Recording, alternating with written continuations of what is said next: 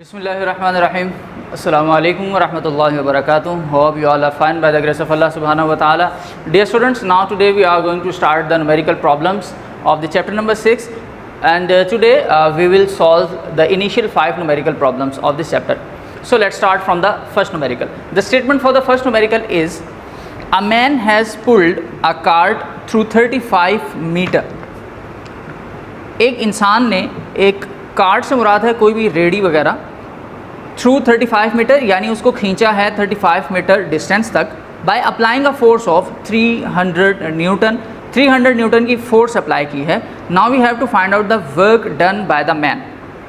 सो हमने ये कंक्लूड करना है, ये फाइंड आउट करना है कि यहाँ पर जो वर्क डन है वो कितना हुआ। So let's start. स्टूडेंट, सबसे पहले नंबर पे अगर हम बात करें फर्स्ट न्यूमेरिकल की गिवन डाटा की, तो हमारे पास यहाँ पर सिर्फ और सिर्फ 2 चीज़ें अवेलेबल हैं, और वो 2 चीज़ों में सबसे पहले नंबर पर डिस्टेंस है। वो distance is 35 metre. Whether the second thing we have is force of 300 newton. Student, first of all you have to check that all the values in a standard unit।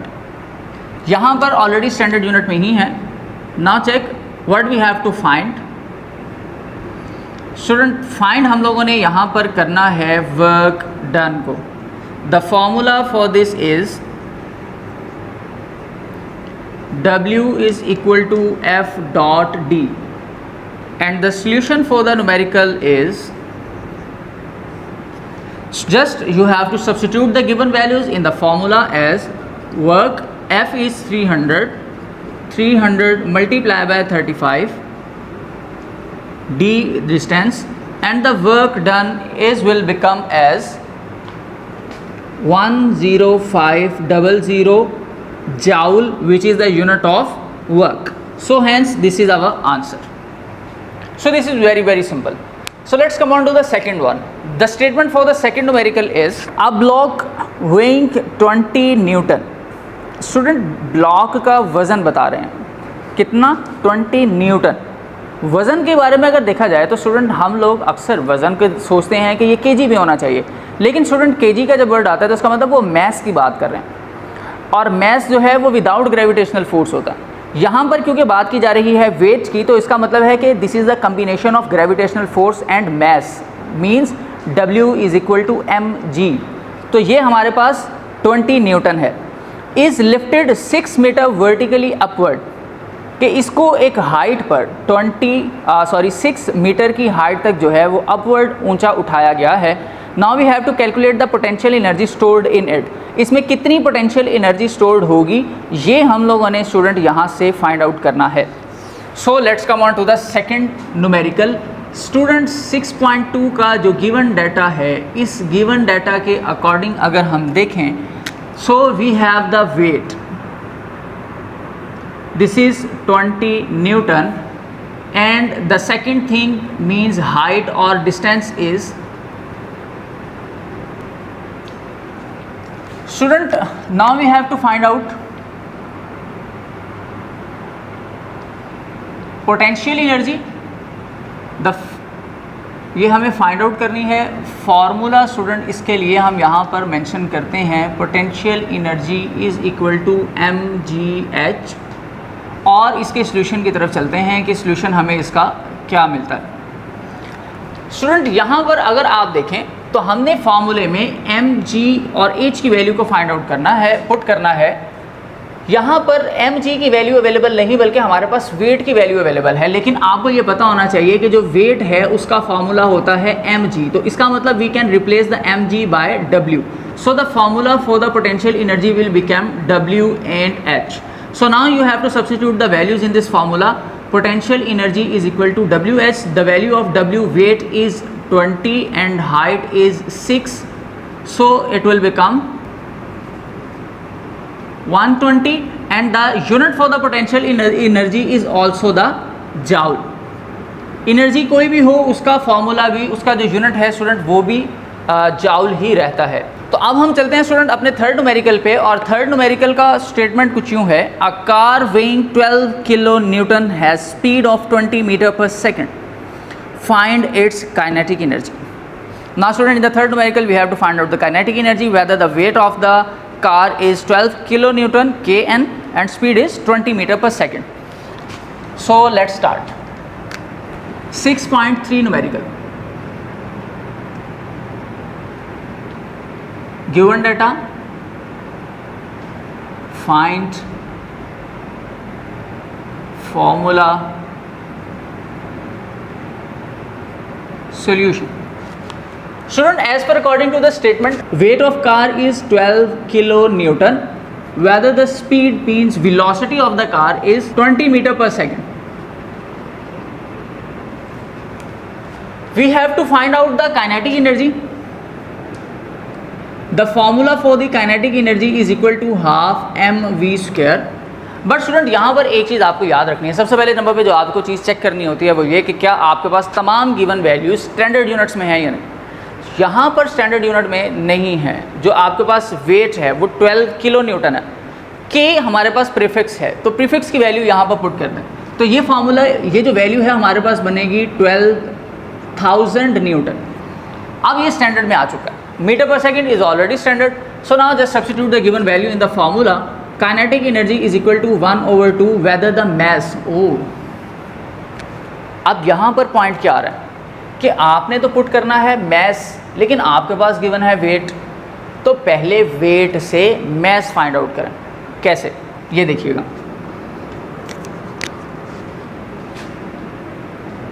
W is equal to mg, as you know that the value of W is 12,000 is equal to mg. You have to find out the g, or sorry, mass m to substitute it in this formula.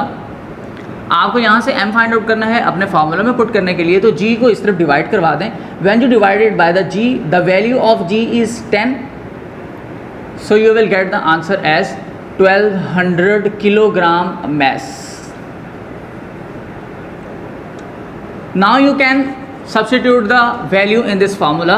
Kinetic energy is equal to 1/2 1200 and v square means 20 whole square. Here it is. 12 को आप cutting कर सकते हैं 6 के साथ, तो ये आपके पास वैल्यू बनेगी 600. Then you multiply it by the square of 20, so it will become 400. And when you multiply it by, so 6 4s are 24, 240,000. So what it is? 240,000. So this is kinetic energy. अब इसका unit क्या है student? Joule. अब ये देखें कि आप अपनी इस वैल्यू को भी, जैसे आपको वैसे फॉर एग्जांपल वेट था 12 किलो न्यूटन के अंदर, तो आप चाहें इसको फर्दर किलो की फॉर्म में भी लिख सकते हैं. उसके लिए क्या करना पड़ेगा? You just have to change these 3 zeros into its prefix letter. Kinetic energy is equal to 240 kilojoule, and hence this is the answer for the third numerical. So let's come on to the fourth one. The statement for the fourth numerical is a 500-gram stone is thrown upward with a velocity of 15 meter per second. यहाँ पर दो चीज़ें available हैं. एक हमारे पास mess है ग्राम के अंदर 500 ग्राम, जो कि स्टैंडर्ड नहीं है. हमें इसको पहले केजी में कन्वर्ट करना पड़ेगा.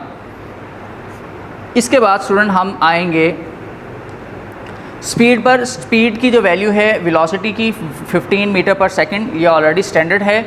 और इसी के साथ अब हमें दो चीज़ें फाइंड आउट करनी है. It's kinetic energy and potential energy both. जो एक आंसर हमारे पास एक फार्मूले से आएगा वही आंसर हमारा सेकंड वाले के लिए भी होगा. So means that at this point, according to the law of conservation of energy, the kinetic energy and potential energy having the same value. So let's come on to the 6.4 numerical. So according to the statement of the 6.4 numerical, the given data we conclude here is, first of all, the mass of 500 gram. This is not a standard, so convert it into the standard unit. After converting it into the standard unit, we will get the answer as 0.5 kg of mass. The second thing we have is the velocity of 15 meter per second, which is already in a standard unit. The thing we have to find are two kinetic energy and potential energy. आप ये student एक point बहुत आसानी से याद रख सकते हैं, जैसे कि फॉर एग्जांपल हम लोगों ने जब काइनेटिक एनर्जी और पोटेंशियल एनर्जी के लॉन्ग क्वेश्चंस को डिस्कस किया था, तो we can compare the kinetic energy and potential energy as is equal to the work done. तो यहाँ पर वर्क डन हमने चेकआउट करना है। अब देखिए फॉर्मूला क्या है, आप कोई भी फॉर्मूला यूज़ कर सकते हैं। फॉर एग्जांपल मैं यहाँ पर क्योंकि वेलोसिटी है, हाइट नहीं है, तो वेलोसिटी के लिए हमारे पास काइनेटिक एनर्जी का फॉर्मूला सूटेबल रहेगा, half m v square, m भी है वी भी है। अगर मैं पोटेंशियल का फार्मूला यूज़ करना चाहूँ तो मुझे कुछ वैल्यूज़ और रिक्वायर्ड होंगी। जैसे पोटेंशियल के फार्मूले में होता है एम जी एच, एम तो अवेलेबल है लेकिन जी बी हमें पता है, एच हमारे पास अवेलेबल नहीं है, तो पहले हमें हाइट फाइंड आउट करनी पड़ेगी। इसलिए हम ज़्यादा फर्दर डिटेल की तरफ नहीं जाते, हम इस फार्मूले को छोड़कर इस फार्मूले से आंसर्स को फाइंड आउट करते हैं। Now you just have to substitute the value in this formula, whether 1/2 is m and m is 0.5, v is 15 square, 15 square is 225. The answer will become 56.25 and joule. This is the kinetic energy. तो हम ये last में लिखेंगे, according to the law of conservation of energy, energy always remains conserved, so hence kinetic energy is equal to potential energy, so the answer for the potential energy is also 56.25 joule and this is answer. अब आते हैं student हम अपने 5 numerical पे, 5th numerical पे, जो कि आज के लेसन का लास्ट न्यूमेरिकल है। इसकी स्टेटमेंट कुछ यूँ है, on reaching the top of a slope, on reaching the top of a slope 6 metre high from its bottom, a cyclist has a speed of 1.5 metre per second, cyclist की speed 1.5 metre per second है। Find the kinetic energy and the potential energy of the cyclist, the mass of cyclist and his bicycle is 40 kg।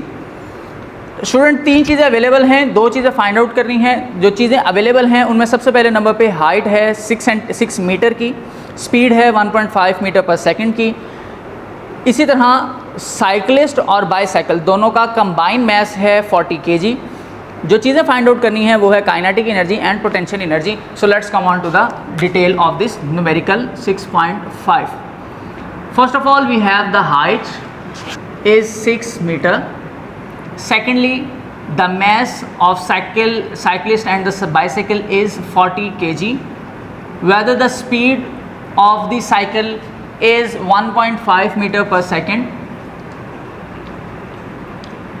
We have to find out kinetic energy and potential energy both. The formula for both is half mv square and potential energy is equal to mgh. So now let's find out the kinetic energy first. जब हम kinetic energy पर आते हैं student, this is half m v square 1/2। The value of m is student 40, v की value है 1.5 and we have to take the square of it, so the value will become 1। इसकी हम student अगर cutting कर दें 2 1s तो ये value बनेगी 20, this will become 2.25 and hence